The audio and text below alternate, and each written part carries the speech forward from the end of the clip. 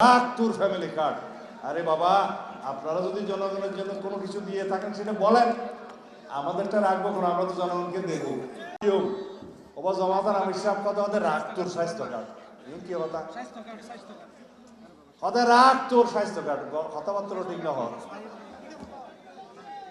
আমরা প্রত্যেক নাগরিকের হাতে একটা হেলথ কার্ড দেবো, স্বাস্থ্য কার্ড। যেই কার্ড হাতে থাকলে সরকারি হাসপাতালে বিনা চিকিৎসা পাবেই। আমার গরিব ভাই বন্ধুগণ, মা বোনেরা, বেসরকারি হাসপাতালে উন্নত চিকিৎসা পাবে সরকারি। তো পরিকল্পনা আছে।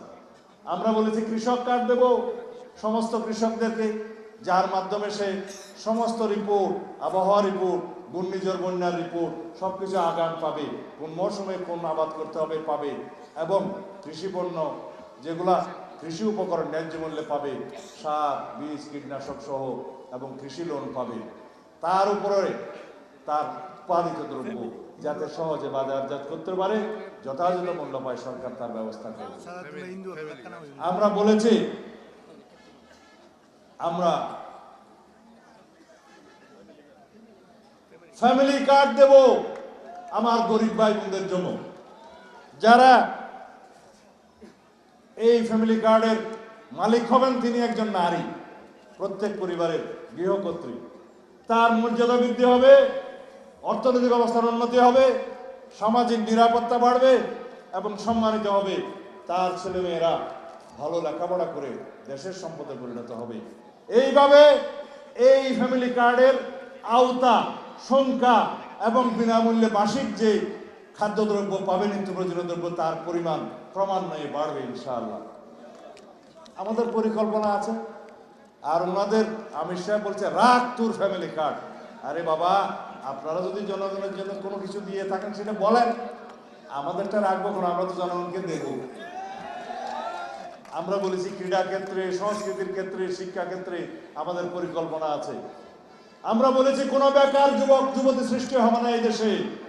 এইরকম একটা শিক্ষা ব্যবস্থা আমরা প্রবর্তন করব, সংস্কার করব, যে শিক্ষা ব্যবস্থার মধ্যে দিয়ে সকল শিক্ষার্থী প্রাথমিক, মাধ্যমিক, উচ্চ মাধ্যমিক পর্যন্ত বাংলা ইংরেজির পাশাপাশি আরেকটি ভাষা শিখতে বাধ্য হবে, ক্রীড়ায় অংশগ্রহণ করবে, সংস্কৃতিতে অংশগ্রহণ করবে এবং কারিগরি প্রশিক্ষণ নেবে। যে কোনো একটি ট্রেডে যেটা সে পছন্দ করে তার মতো করে সে কর্মসংস্থান করবে, অথবা বাইরে কর্মসংস্থান খুঁজে নেবে।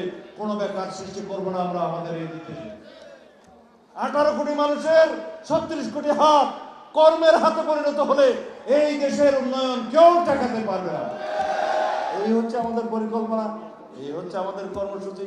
সুতরাং আমাদের পরিকল্পনা আছে, নীতি আছে, আদর্শ আছে, কর্মসূচি আছে।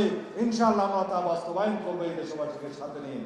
এইখানে কথা আসছে সনাতন ধর্মে ভাই বোনদের নিয়ে কথা বলতে।